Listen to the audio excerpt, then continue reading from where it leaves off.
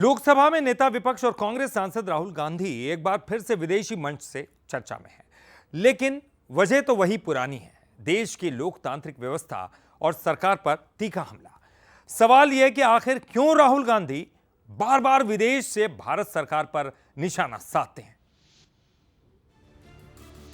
लोकसभा में नेता विपक्ष राहुल गांधी ने एक बार फिर से विदेशी मंच से मोदी सरकार और आरएसएस पर हमला बोला। कोलंबिया की EIA यूनिवर्सिटी में the future is today conference में राहुल ने कहा कि भारत की लोकतांत्रिक संस्थाओं पर हमला हो रहा है और असहमति की आवाज को दबाया जा रहा है।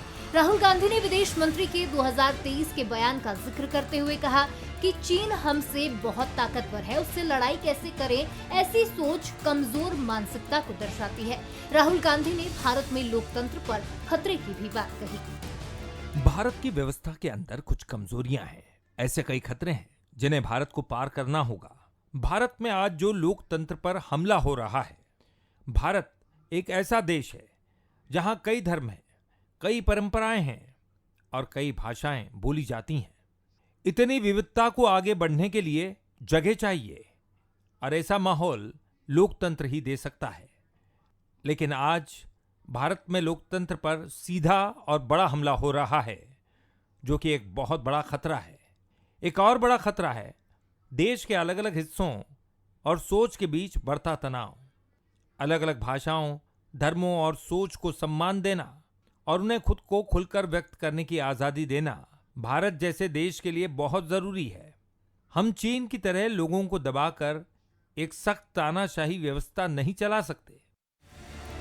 इन बयानों पर बीजेपी ने बिना देर किए राहुल को आड़े हाथों लिया। बीजेपी के सीनियर लीडर और सांसद रविशंकर प्रसाद ने कड़ी प्रतिक्रिया देते हुए कहा, राहुल गांधी विदेश में जाकर भारत का अपमान करते हैं, उन्हें चीन से प्रेम है। आप राहुल गांधी सब कुछ बेबुनियाद बेशरम भरी बातें करते हैं भारत के खिलाफ, भारत में, और विदेश में कहते हैं कि भारत में बोलने की आजादी नहीं है। पूरा लोकतंत्र है, देश के लोग आजाद हैं। लेकिन राहुल गांधी की समस्या यह है कि उनको वोट नहीं मिलता तो सत्ता चाहते हैं, और अगर विदेश में जाके भारत को अपमानित करिएगा तो जो भी सीट मिली है जनता वो भी नहीं जिताएगी आपको, जान लीजिए आप।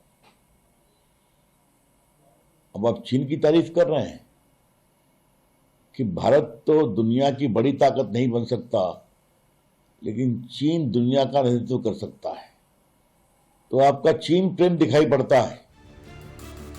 ये पहली बार नहीं है जब राहुल गांधी ने विदेश में भारत सरकार की आलोचना की हो। इससे पहले भी राहुल कई बार भारत सरकार और उनकी नीतियों को खुलकर क्रिटिसाइज करते रहे हैं।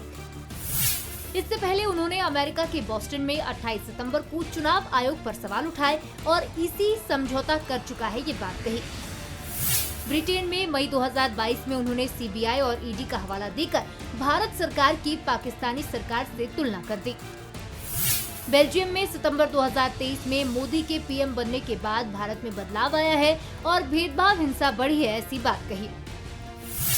राहुल गांधी ने लंदन में मार्च 2023 में कहा कि सरकार की आलोचना करने वालों पर हमला किया जा रहा है, देश का अपमान मैं नहीं मोदी जी कर रहे हैं। मलेशिया में राहुल गांधी ने मार्च 2018 में नोटबंदी की आलोचना करते हुए कहा कि मैं PM होता तो नोटबंदी की फाइल फेंक देता। सिंगापुर में मार्च 2018 में भारत की विविधता पर उन्होंने कहा कि अब आजादी खतरे में है।